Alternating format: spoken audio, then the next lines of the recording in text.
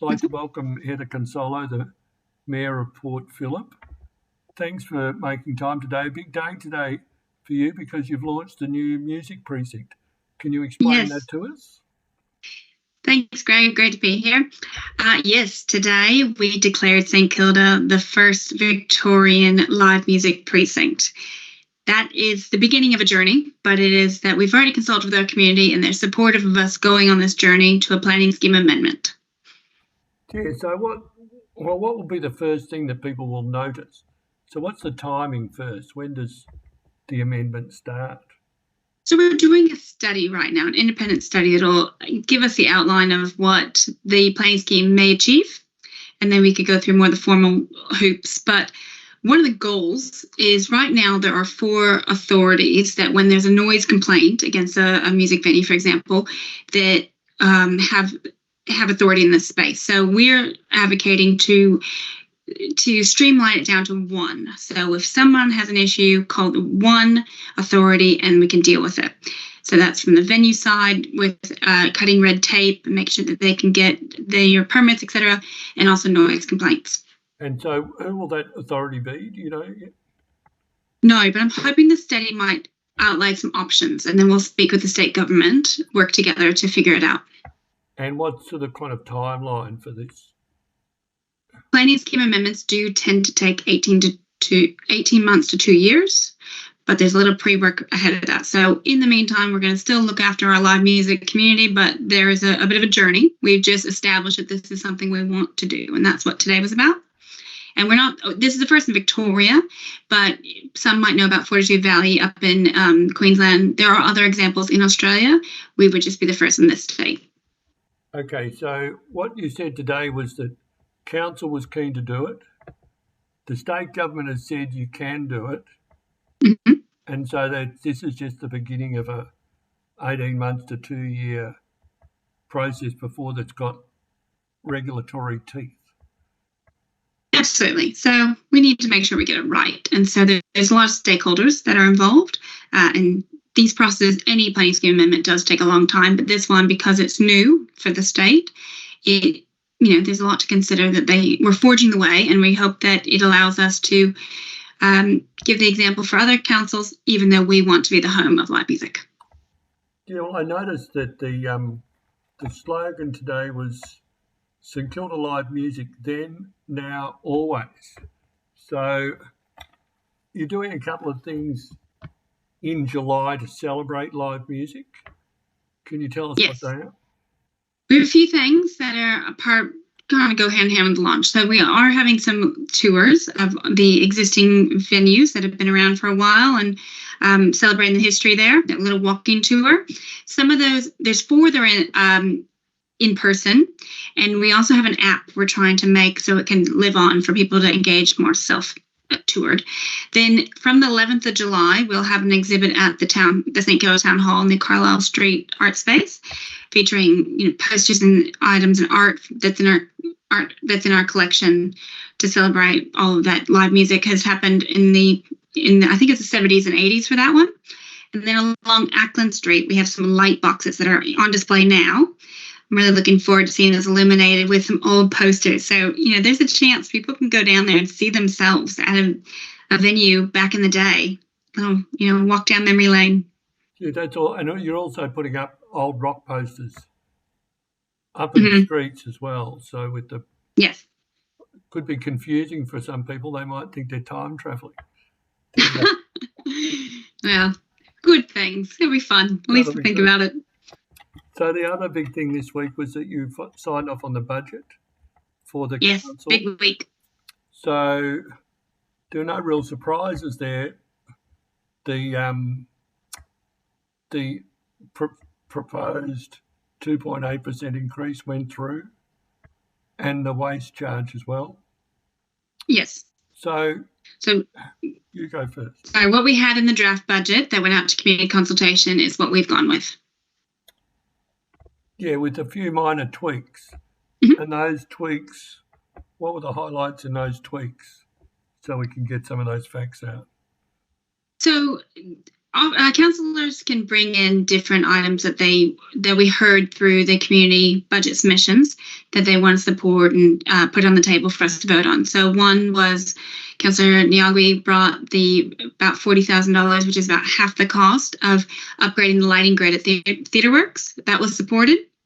They have a large grant to do some renovation work, so this is only kind of a part of it to keep them operating in our area.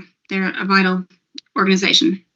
Yeah, and it's some really other ones. 40,000 to make their setups much more viable was the point. Yes. And my understanding is right now they have to take everything down by hand. It's very laborious, time consuming, and this would be a grid that comes down. They could do it more at level instead of getting at height access to utilize it. So it's a good upgrade for them. I think that'll free up some of their time to focus in other areas. And the other change was there was a slight amendment to the Cultural Development Fund cut. Yes. So originally, the Cost Development Fund had come as an outcome of the cost review. It had been reduced by $87,000 to $100,000. Councillor Louise Crawford has brought in an amendment to ask for $25,000 back, so that the total of that grant would be $125,000, and that was supported. Okay, and so how would you describe these changes? Are they response to lobbying or corrections, or what? How would you describe them? I think they're very positive that we do listen to the community, because we went out with the draft budget, and that is the essence of what we've adopted. But a lot of people came and spoke to us, and we're not set in our ways. We have to do exactly that. We listened to the community, and these were some of the outcomes of it. Okay, that's good. And also, you followed right up on Wednesday with a meeting that looked at 3 other big strategies. So we talked about the live music.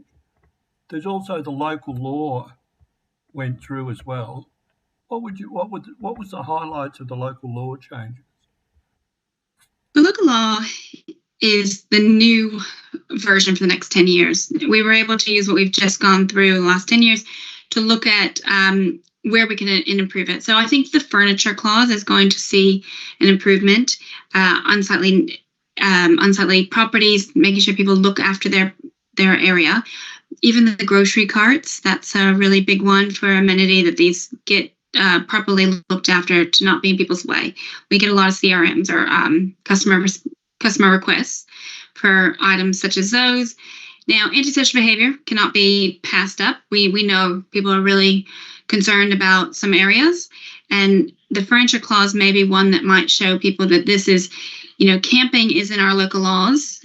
I'll go into that separately, but that furniture, all the bits that are seen on the street physically that are not supposed to be there, can be addressed. We didn't have that prior to this.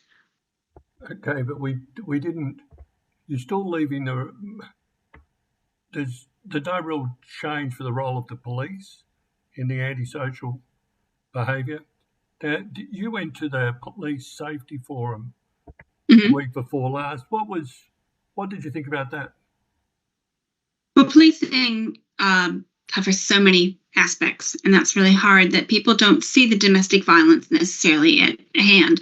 But, that it is actually a big problem, and it takes a lot of the police resources. But of course, it is of major concern. They have to, that there could be someone's life at risk, that they need to respond to that. So it does take away from the ability to be walking around the streets, etc. With people coming to those forums and hearing firsthand accounts, experiences, it is helpful for the police to understand where the resourcing is desired by the community. And discussions about, CCTV cameras, etc., what we can do to partner, local laws, working better together. These are the things that we need to do to ensure that we feel the perceived safety as well as actual safety in our area.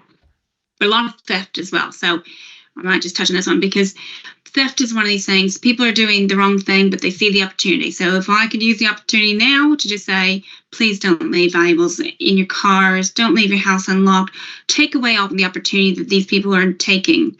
So if they don't find the goods here, they may move on. But it's really awful to see the bikes and the car break-ins still high in the stats. Yeah, thanks. Okay, now the other news is that the government announced the dates for the review of the ward council structure, and that Yeah. the community consultation's being sought, and there's going to be information sessions next month. Mhm. So I know that it's probably council can't do anything specific on that because that's not their business. But what do you think about the ward structures? I actually really enjoy how it is now, 3 by 3, because we work as a team and we resonate with certain individuals among our area. So some people may have political party affiliations or local connections to those councillors. They have options. So I really like it. But it has been determined outside of our control to go to single wards. The election will be in probably October next year. So we still don't know exactly what those boundary breakups will be, but it's based on population trying to be even among them all. And sorry if you hear kids screaming in the background, school holidays have started. But in general, we don't know yet, but it does change a lot. I, as an independent, wonder what my chances are if I run again against other people with political parties and funding, et cetera, that I'd have to compete in a smaller area for. So will you be making a submission in a personal capacity to the If a personal option is available, sure. Otherwise, I think we'll do it from a collective council submission, and my views would probably be as part of that. Okay, no, fair enough. Now, is there anything else that you'd like to raise that's coming up in July? You're putting me on the spot because it's been quite a massive week. If you want to prompt me on something, sorry, I have a child knocking at the door at the moment. No, well, look, that's okay. We won't get in the way of the children because I did have other questions about the transport strategy, but I wasn't aware that it had been deferred. So look, that's good, Heather. That's good. Thanks for the update, and we'll speak to you again soon. Thanks, Greg. Good on you.